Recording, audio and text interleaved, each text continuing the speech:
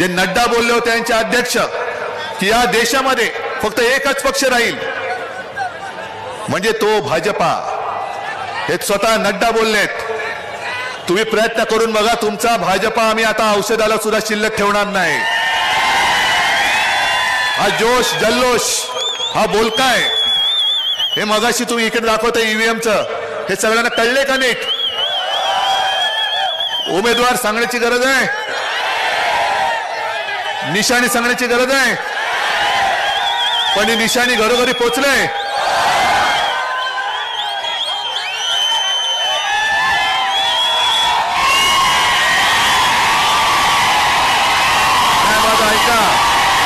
ऐका,